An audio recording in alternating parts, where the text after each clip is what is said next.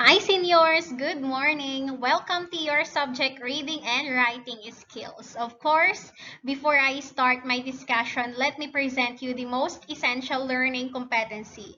At the end of the lesson, you are expected to identify the unique features of and requirements in composing text that are useful across disciplines. We have book review or article critic, literature review, research report, project proposal, and position paper.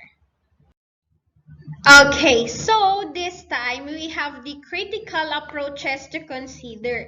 Tandaan ninyo, when we say literature kasi, literature, eto yung mga nababasa natin.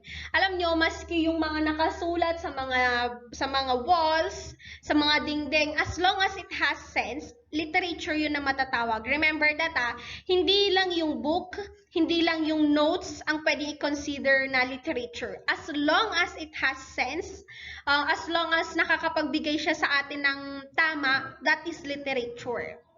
And critical approaches, meron tayong 4. Reader response criticism, formalist criticism, psychological or psychoanalytic criticism, and of course, sociological criticism. Lahat ng yan papag-aralan natin ngayong araw.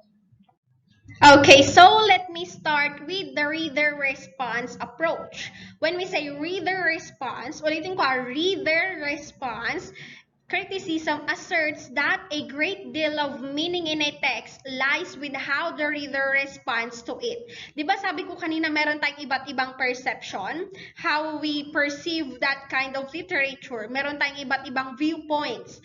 So first thing, meron tayong reader response approach or reader response criticism. Magkakaiba tayo ng response. Focuses on the act of reading and how it affects our perception and of meaning in a text, or how we feel at the beginning versus the end. Dito kay reader response, nakafocus lang tayo kay reader at kung paano siya mag-respond doon sa binasa niyang libro or binasa niyang article. It deals more with the process of creating meaning and experiencing a text as we read. Kasi nga magkakaiba tayo ng gusto, magkakaiba tayo ng response, paano tayo mag-react in that kind of situation. Siguro may times na para sa akin nakakatawa yung scene na yon, pero para sa inyo nakakapikon na. So yun yung tinatawag natin na reader response. Magkakaiba tayo ng response sa mga literature na nababasa natin. And the formalist approach. Formalist criticism emphasizes the form of a literary work to determine its meaning, focusing on a literary elements and how they work to create meaning. Kung sa reader response, nakafocus tayo kay reader and how that reader respond to that kind of literature.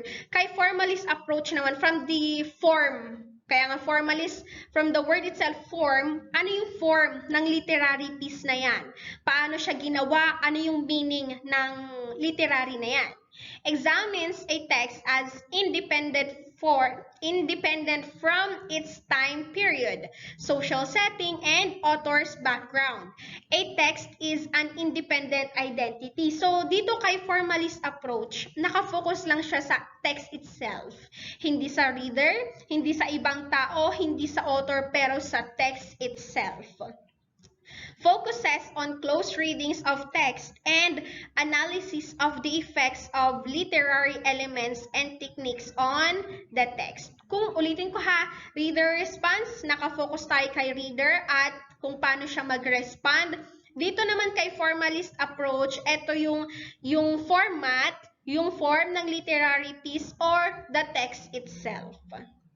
Next, psychological or psychoanalytic approach. Psychological criticism views text as a revelation of its author's mind and personality.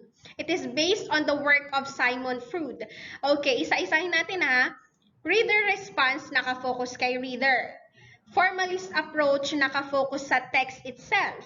Si psychological at psychoanalytic, nakafocus naman sa author. Ano yung gusto niyang iparating sa atin, ano yung nasa utak niya, ano yung gusto niyang i-reveal. Ganun lang kasimple yun. And of course, it also included focuses on the hidden motivations of literary characters. Kasi 'di ba alam nyo yung mga author, mathrill din yung mga yan. Gusto nila kailangan mo nang i-comprehend, i-read, i-analyze yung story nila para makuha mo yung gusto niyang iparating. Looks at literary characters as a reflection of the writer. Alam nyo ba, minsan, yung mga writer, mas makikilala mo sila base sa mga sinusulat nila. And the last one, sociological approach. Sociological criticism argues that social context or the social environment must be considered when analyzing a text. Sociological naman, nakafocus tayo sa environment natin. Focuses on the values of a society and how those views are reflected in a text. Of course, emphasizes the economic, political, and cultural issues within literary text. And of course, meron tayong tinatawag na core belief, literature is a reflection of its society. So, in short, sociological approach, nakafocus lang sa society or sa environment natin. Okay, so let's have a short summary before I close this book. Critical approaches to consider, we have 4. Reader response, formalist, psychological or psychoanalytic, and then sociological. Okay, with that, thank you for listening. I am teacher Angelica Quinones on behalf of Math Excellence Academy of Binalonan Incorporated. From the faculty and staff, wash your hands regularly, use alcohols or sanitizers, don't go outside if it's not important, and always pray because I do believe prayer is our best medicine during this pandemic. Goodbye and keep safe, everyone.